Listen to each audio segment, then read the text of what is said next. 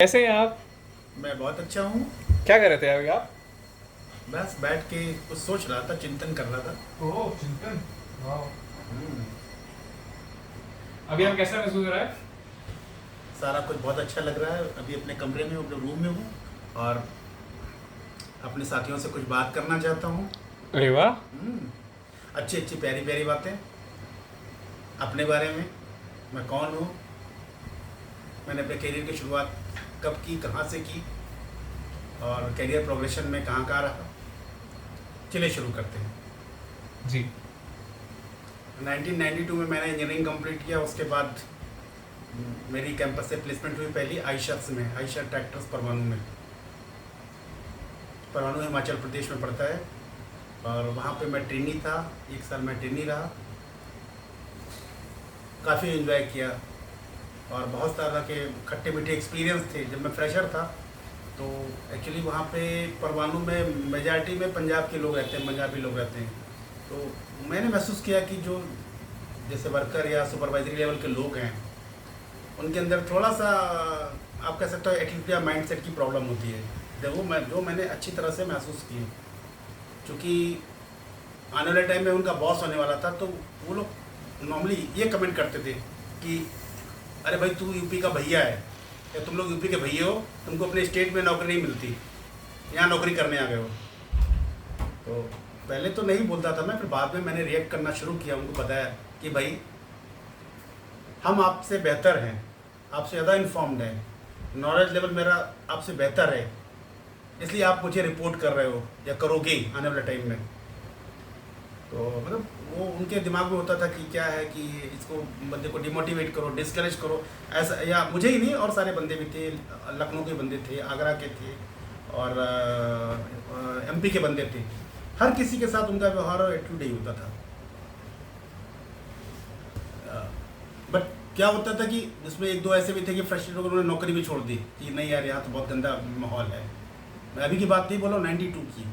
आज के लोग तो बहुत अच्छे हैं, पंजाब के लोग तो सबसे अच्छे हैं आज की तारीख में, जब मैं अब नोटिस करता हूँ तो अब वो क्या है, वो वर्कर लेवल के लोग थे, तो उनका इस तरह का ओरिएंटेशन था, ऐसा माइंड सेट था, तो ऐसा सोचते थे। बाद में क्या हुआ, फिर मेरी कंफर्मेशन हुई, मुझे मेरी आउटस्टैंडिंग रेटिंग हुई और आउटस्टैंडिंग रेटिंग के बाद उनका अप्रेजल मेरे पास आया।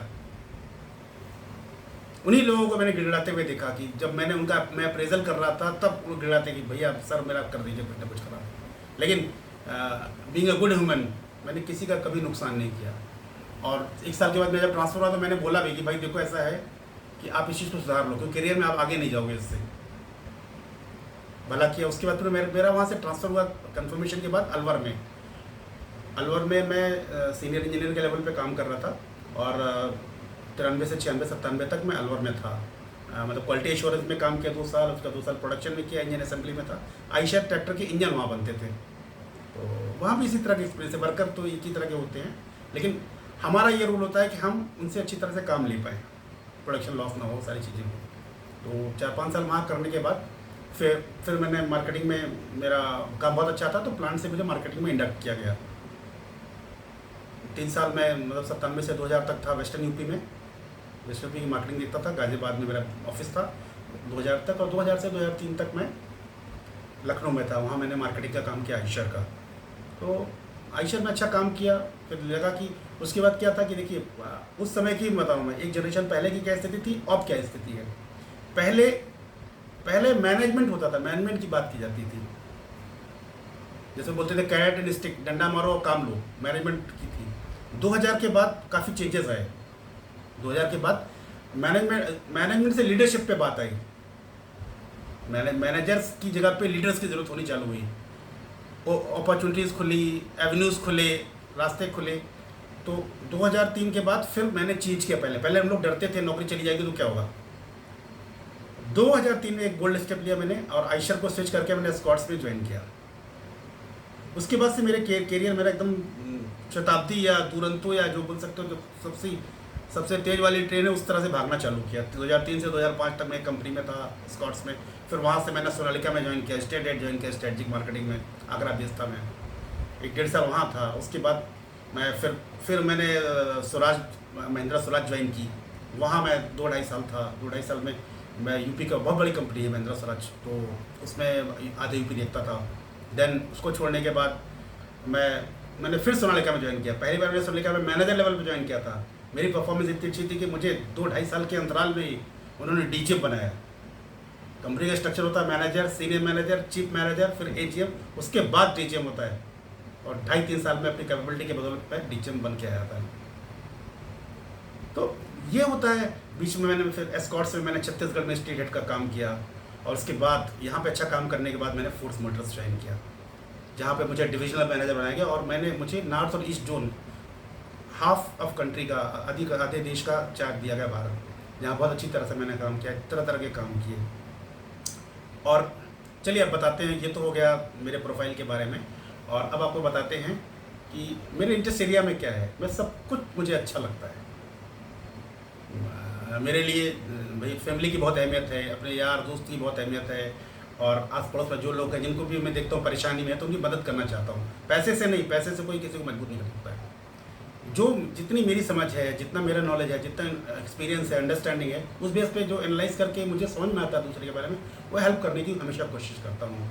आपको बताना चाहूँगा कि मेरे 2 बेटे हैं, दोनों शुरू से ही टॉपर रहे हैं। City Montessori school Gomti Nagar से उन्होंने पढ़ाई की। 10th और 12th में दोनों के 96-97% नंबर थे ICSE बोर्ड में, और 12th में ही दोनों का IIT JEE मेन से सिलेक्शन हुआ। बड़े बेटे ने NIT जालंधर से कंप्यूटर साइंस किया था, और उसका कैंपस से प्लेसमेंट हुआ सैमसंग रिसर्च सेंटर बेंगलोर में, और वो वहाँ जॉब कर रहा है। अभी उसकी 21 साल की उम्र है, 21 साल में वो जॉब कर रहा है आज की तारीख में।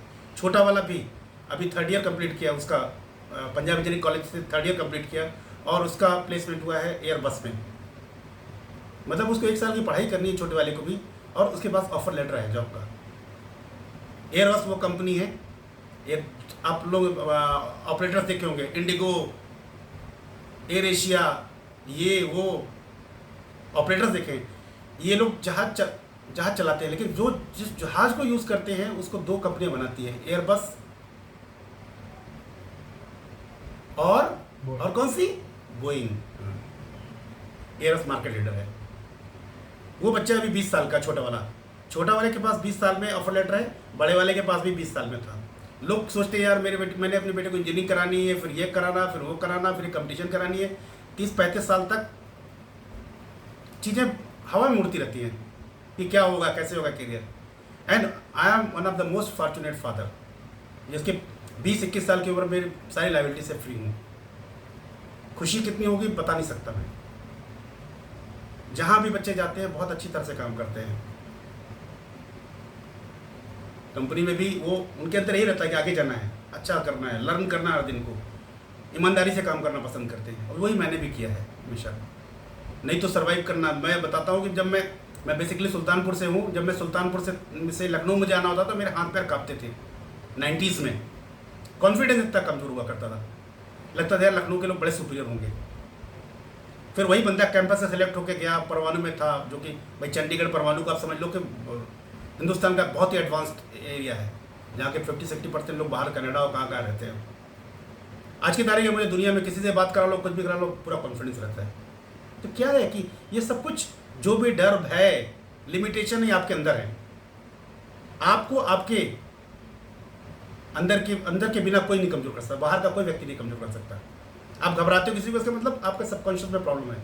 अब ये कोरोना है तो मैं सबसे अच्छा हूँ, सबसे ज़्यादा होशियार हूँ, सबसे समझदार हूँ, मेरे ज़्यादा नॉलेज है, और कंस्टेंटली उस पर फोकस करो, उस पर काम करते जाओ, बिल्ड करते जाओ। वो दिन दूर नहीं होगा कि दुनिया के सबसे अच्छे इंसान होंगे। और एक चीज़ और बोलूँगा, लोग कहते पैसा करोड़पति, अरबपति, खरबपति, कुछ नहीं होता जी। अगर आपके पास आपकी आवश्यकता भर का पैसा तो सफिशिएंट है। आपको खुशी मिलनी चाहिए, बहुत पैसा है। आपका 1000 रुपये है, 100 करोड़ है, बहुत पैसा है, हमेशा से बहुत पैसा है। अगर शाम को आपको खाना मिल जाता है ना, अच्छे से कपड़े मिल जाते हैं, तो बहुत अच्छा है। चलिए ठीक है, इसी के साथ मैं बात करता हूँ। Bye, have a nice day.